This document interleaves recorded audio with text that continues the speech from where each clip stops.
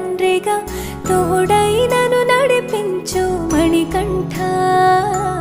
కష్టాలే తరిమినా కన్నీరే ముంచిన నీవే నాకు దిక్కు కదా అయ్యప్ప.